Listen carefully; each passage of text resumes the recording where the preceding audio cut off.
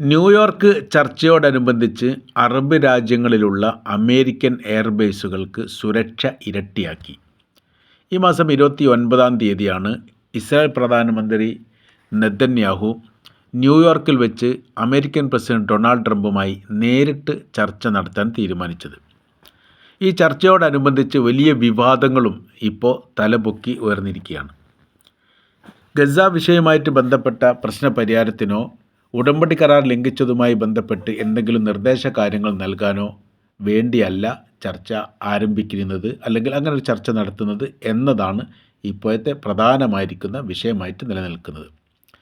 കാര്യം ഇറാൻ പറഞ്ഞിരിക്കുന്ന കാര്യത്തോടനുബന്ധിച്ചാണ് വിവാദമായിരിക്കുന്ന ചില രംഗങ്ങൾ ഇവിടെ സംജാതമായിരിക്കുന്നത് എന്നാണ് അറിയാൻ വേണ്ടി സാധിക്കുന്നത്. കഴിഞ്ഞ പ്രാവശ്യം ഇറാൻ്റെ വിദേശകാര്യമന്ത്രി അബ്ബാസ് അറാഞ്ചി അൽ ജസീറ ചാനലിന് നൽകിയ അഭിമുഖവുമായി ബന്ധപ്പെട്ടാണ് വിവാദം ആദ്യം തന്നെ തലപൊക്കുന്നത്. അവർ പറയുന്നത് ഗസ വിഷയവുമായിട്ട് ബന്ധപ്പെട്ട ചർച്ചയ്ക്കല്ല ഇസ്രായേൽ പ്രധാനമന്ത്രി പോകുന്നത്, പകരം ഇറാനെ ഏത് തരത്തിൽ ആക്രമിക്കും എന്ന കാര്യത്തെക്കുറിച്ച് ചർച്ച ചെയ്യാൻ വേണ്ടിയിട്ടാണ്. അത്തരമൊരു സംഭവം ഉണ്ടായാൽ തീർച്ചയായിട്ടും മിഡിൽ ഈസ്റ്റിൽ പ്രവർത്തിക്കുന്ന അമേരിക്കയുടെ സൈനിക കേന്ദ്രത്തിന് നേരെ തങ്ങൾ അതിശക്തമായിരിക്കുന്ന തിരിച്ചടി നൽകും. അത് ചരിത്രത്തിൽ ഇതുവരെ അമേരിക്കയ്ക്ക് മുറിവേൽക്കാത്ത വിധം ആഴത്തിൽ മുറിവേൽക്കുന്ന തരത്തിലായിരിക്കും എന്നാണ് ഇറാൻ്റെ വിദേശകാര്യമന്ത്രി ഈ വിഷയവുമായിട്ട് ബന്ധപ്പെട്ട് പ്രതികരിച്ചത്. ഇത് രണ്ടും കൂടി കൂട്ടി വായിക്കുന്ന സമയത്ത് രാഷ്ട്രീയ നിരീക്ഷകർ പറയുന്ന കാര്യവും ഏറെക്കുറെ ഇങ്ങനെ തന്നെയാണ്. വെടിനിർത്തലിൻ്റെ രണ്ടാം ഘട്ടം എന്ന് തുടങ്ങും എന്ന കാര്യത്തെക്കുറിച്ച് കൃത്യമായിരിക്കുന്ന ഒരു തീരുമാനം ഇപ്പോഴും അമേരിക്കയുടെ ഭാഗത്തുനിന്നോ ഇസ്രായേലിൻ്റെ ഭാഗത്തുനിന്നോ ഉണ്ടായിട്ടില്ല.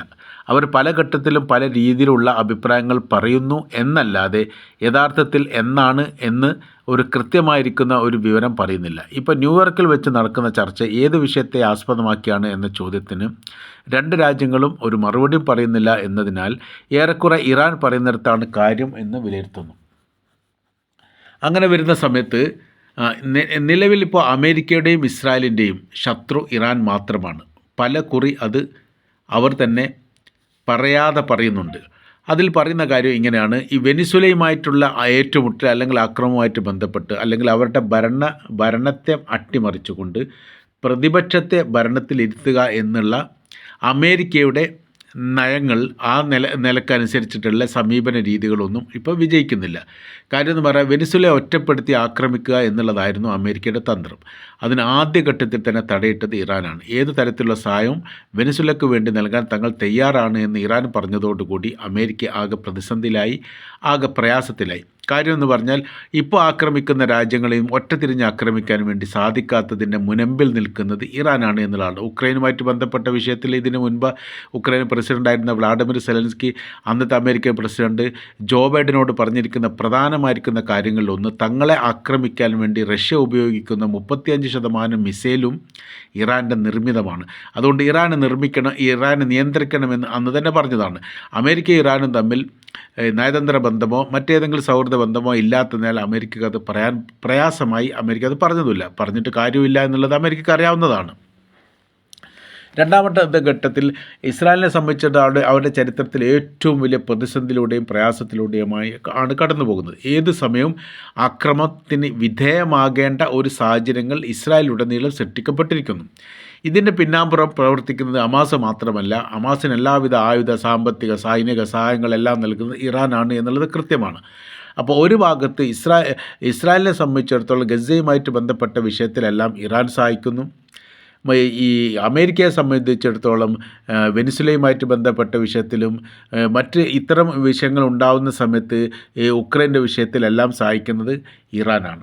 അപ്പോൾ ഈ രണ്ട് രാജ്യങ്ങൾക്കും മുഖ്യ ശത്രുവായിട്ട് ഇറാൻ വരുന്ന സമയത്ത് ഇറാനെ ഒതുക്കുക, ഇറാൻ ഇല്ലാതാക്കുക എന്നുള്ളത് ഒരു നയതന്ത്ര ബന്ധത്തിൻ്റെ ഭാഗമായിട്ട്, അല്ലെങ്കിൽ നയതന്ത്രമായിട്ടുള്ള ഒരു നിലപാടായിട്ട് തന്നെ ഈ രണ്ട് രാജ്യങ്ങൾ എടുത്തിരിക്കുന്നു. ഈ കാര്യത്തെക്കുറിച്ച് ചർച്ച ചെയ്യുക എന്നുള്ളതാണ് ഉദ്ദേശം.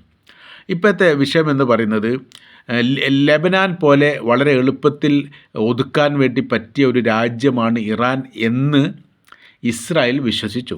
അങ്ങനെയാണ് കഴിഞ്ഞ മാസം ഇറാന് നേരെ ആക്രമണം ഉണ്ടാകുന്നത്. ഇറാൻ്റെ ആക്രമണം ഉണ്ടായ സമയത്ത് ഇറാൻ്റെ തിരിച്ചടിയിൽ ലോകം പോലും ഭയന്നുപോയി എന്നുള്ളതാണ്.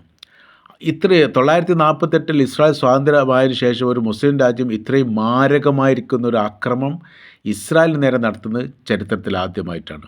മുറിവേറ്റിരിക്കുന്നു ആന്തരികമായി എന്നാണ് ചില പത്രങ്ങൾ ഇസ്രായേലിനെക്കുറിച്ച് അത് വിവരിച്ചത്. സാറ്റലൈറ്റ് ചിത്രങ്ങൾ പുറത്തു വന്നതോട് കൂടിയിട്ടാണ് ഏറ്റവും വലിയ പ്രയാസം ഇസ്രായേൽ അനുഭവിച്ചത് ഇറാൻ്റെ ആക്രമണത്തോട് കൂടിയാണ് എന്ന് വ്യക്തമായത്. അവിടെ അവസാനിച്ചിട്ടില്ല. America Iran ആക്രമിക്കുന്നു. അവരുടെ ഈ ഫോർദോ ആണവ റിയാക്ടറിന് നേരെ അമേരിക്ക ആക്രമിച്ചു എന്ന് പറയുന്ന സമയത്ത് ഇസ്രായേലും അമേരിക്കയും ഒരേ തൂവൽ പക്ഷികളാണ്. രണ്ടുപേരും സംയുക്തമായിട്ടാണ് ഈ യുദ്ധത്തിൻ്റെ മുനമ്പിൽ നിൽക്കുന്നത് എന്ന് കൃത്യമാകുന്നതാണ് അന്ന് കാണാൻ വേണ്ടി സാധിച്ചത്. അങ്ങനെ ആക്രമിക്കുന്നു. ആക്രമിച്ചതിന് ശേഷം അമേരിക്ക വല്ലാതൊന്നും വിശ്രമിക്കുന്നതിന് മുമ്പേ ഇറാൻ്റെ തിരിച്ചടി ഉണ്ടാകുന്നു. ഒരിക്കൽ പോലും ഇറാൻ്റെ തിരിച്ചടി പ്രതീക്ഷിച്ചതല്ല അമേരിക്ക. ഇറാൻ തിരിച്ചടിച്ചത് ഖത്തറിലുള്ള അമേരിക്കയുടെ എയർബേസിന് നേരെയാണ്. അത് മിഡിൽ ഈസ്റ്റിലെ ഏറ്റവും വലിയ എയർബേസാണ്. അപ്പോൾ ഇതിന് നേരെ തിരിച്ചടിച്ചതോടുകൂടി അമേരിക്കയ്ക്ക് ഒരു കാര്യം മനസ്സിലായി, ഇറാനെ ഒറ്റ തിരിഞ്ഞ് ആക്രമിച്ചാലൊന്നും അവരെ ഇല്ലാതാക്കാനോ അവരുടെ സൈനികപരമായിരിക്കുന്ന ബലമോ ശക്തിയോ കുറക്കാനോ സാധിക്കുകയില്ല. പകരം മറ്റ് പോംവഴികൾ സ്വീകരിക്കണം എന്നുള്ളിടത്തേക്ക് എത്തി. അങ്ങനെയാണ് സാമ്പത്തിക ഉപരോധം വീണ്ടും പ്രഖ്യാപിച്ചത്. സാമ്പത്തിക ഉപരോധം നടക്കുന്നതിനിടയിലാണ് 10,000 കിലോമീറ്റർ ദൂരപരിധിയുള്ള ഹൈപ്പർസോണിക് മിസൈലിൻ്റെ നിർമ്മിതി ഇറാൻ പൂർത്തീകരിച്ചുകൊണ്ട് അത് ലോകത്തോട് പറഞ്ഞത്. അത് ലോകത്തോട് നേരിട്ട് ഇറാനല്ല പറഞ്ഞത്, സാറ്റലൈറ്റ് ചിത്രങ്ങളുടെ അടിസ്ഥാനത്തിൽ അമേരിക്ക തന്നെയാണ് പറഞ്ഞത് എന്ന റിപ്പോർട്ടുമുണ്ട്. ഏതായിരുന്നാലും ഈ സാമ്പത്തിക ഉപരോധം അവരെ സാരമായിട്ട് ബാധിക്കുന്നില്ല. അത് അതിജീവിക്കാൻ വേണ്ടി അവർക്ക് സാധിക്കുന്നുണ്ട്. ഇപ്പോഴത്തെ ഗൾഫ് യുദ്ധവുമായിട്ട് ബന്ധപ്പെട്ട വിഷയങ്ങൾ നിലനിൽക്കുന്നതിന് ഇടയിൽ ഇറാൻ എന്ന് പറയുന്ന രാജ്യത്തെ നിർബന്ധമായിട്ടും നിലനിൽക്കേണ്ടതും അറബ് രാജ്യങ്ങളെ സംബന്ധിച്ചിടത്തോളം അവർക്ക് നിർബന്ധമായിരിക്കുന്ന കാര്യമാണ്. അതുകൊണ്ട് ഈ ഇറാനെ വലിയ രീതിയിലുള്ള സാമ്പത്തികമായ രീതിയിൽ അറബ് രാജ്യങ്ങൾ സഹായിക്കുന്നു എന്നൊരു ആരോപണം ഇതിനിടയിൽ തന്നെ അമേരിക്കയുടെ ഭാഗത്തുനിന്ന് പുറത്തു വന്നിട്ടുണ്ട്. ഇങ്ങനെ കലുഷിതവും സങ്കീർണമായിരിക്കുന്ന ഒരു വിഷയമായിട്ട് നിലനിൽക്കുന്നതിനിടയിലാണ് ഈ ചർച്ച എന്ന് പറയുന്നത് സംയുക്തമായ രീതിയിൽ ഇറാൻ ആക്രമിക്കുക, അല്ല ഒറ്റ തിരിഞ്ഞ് ആക്രമിക്കുക, ആ തരത്തിലേക്ക് കാര്യങ്ങൾ നീക്കണം എന്ന് ഇസ്രായേൽ അമേരിക്കയോട് പറഞ്ഞിട്ടുള്ള വിവരമാണ് പുറത്തു വരുന്നത്. ആ കാര്യത്തെക്കുറിച്ച് തീരുമാനമെടുക്കുന്ന സമയത്ത് ഇറാൻ്റെ അകത്ത് അതിശക്തമായിരിക്കുന്ന യുദ്ധ സംവിധാനങ്ങൾ ഒരുക്കുകയാണ്. കാര്യം അവർ പറയുന്നത്, ഇറാൻ ഏതെങ്കിലും തരത്തിൽ ആക്രമണം ഉണ്ടായാൽ അമേരിക്കയുടെ എല്ലാ ബേസിനു നേരെയും തങ്ങൾ ആക്രമിക്കുമെന്ന് മാത്രമല്ല, ചരിത്രത്തിൽ ഇന്ന് വരെ ഇസ്രായേലിനും അമേരിക്കയ്ക്കും മുറിവേൽക്കുന്നതിനേക്കാൾ ഭയാനകരമായിരിക്കുന്ന ആക്രമണമായിരിക്കും തങ്ങളുടെ ഭാഗത്തുനിന്ന് ഉണ്ടാവുക എന്ന് കൂടി ഇറാൻ പറഞ്ഞതോടുകൂടി ഈ മേഖല അശാന്തമായി നീങ്ങുന്ന രീതിയാണ് കാണാൻ വേണ്ടി സാധിക്കുന്നത്. അതോടൊപ്പം ഗൾഫ് മേഖലയിലുള്ള അമേരിക്കയുടെ ബേസുകൾക്ക് സുരക്ഷ ഇരട്ടിയാക്കാനും 24 മണിക്കൂർ നിരീക്ഷണം നടത്താനും മാത്രമല്ല ഇറാനെ നിരീക്ഷിക്കാൻ പറ്റുന്ന മേഖലയെല്ലാം നിരീക്ഷണം നടത്താനും ഒക്കെ തീരുമാനിച്ചിട്ടുണ്ട്. ഈ സമാധാനമായിരിക്കുന്ന ഒരു വിഷയത്തെക്കുറിച്ച് ചർച്ച ചെയ്ത് പ്രശ്നപരിഹാരമാണ് ഉചിതമെന്ന് ഒമാൻ ഈ വിഷയവുമായിട്ട് ബന്ധപ്പെട്ടൊരു അഭിപ്രായം പറഞ്ഞിരുന്നു. ആ അഭിപ്രായത്തിന് പ്രതികരിച്ചോ അനുകൂലമായിട്ടോ ഒരു രാജ്യങ്ങളും ഈ മറുപടി പറഞ്ഞിട്ടില്ല എന്നൊരു പ്രത്യേകതയുണ്ട്. ഏതായിരുന്നാലും ഉരുണ്ടുകൂടുന്ന സ്ഥിതികളും സാഹചര്യങ്ങളുമെല്ലാം നോക്കുന്ന സമയത്ത് അത് ഈ ഇറാനെ ലക്ഷ്യം വെച്ചുകൊണ്ടുള്ളതാണ് എന്ന് ഇറാന് മനസ്സിലാക്കിയതിൻ്റെ അടിസ്ഥാനത്തിൽ അതിശക്തമായിരിക്കുന്ന യുദ്ധ സംവിധാനങ്ങൾ ഇറാനിൽ ഒരുക്കിയിരിക്കുകയാണ്. അതിന് പ്രത്യേകമായ രീതിയിൽ ഇപ്പോൾ ഇസ്രായേലിനുള്ള പ്രയാസം എന്ന് പറയുന്നത് അവരുടെ പരമാവധി മൊസാദ് സപ്പോർട്ടേഴ്സിനെ അവർ പിടികൂടുന്നു എന്നുള്ളതാണ്. ചാരപ്രവർത്തനം നടത്താൻ വേണ്ടിയിട്ട് ഏകദേശം 1200ഓളം മൊസാദിൻ്റെ സംഘം തങ്ങളുടെ രാജ്യത്തുണ്ട് എന്നുള്ളത് ഇറാൻ ഇതിനിടയിൽ പറഞ്ഞിരുന്നു. അത് ഇസ്രായേൽ അംഗീകരിക്കുകയോ നിഷേധിക്കുകയോ ചെയ്തിട്ടില്ല. ഏതായിരുന്നാലും അതിൻ്റെ ഒരു പരിണത ഫലം ഇസ്രായേലിന് ഇപ്പോൾ കിട്ടിക്കൊണ്ടിരിക്കുന്നു എന്നുള്ളതാണ്. ഓരോരുത്തരെയും പിടികൂടുന്നു എന്നാണ് മനസ്സിലാക്കാൻ വേണ്ടിയിട്ട് സാധിക്കുന്നത്.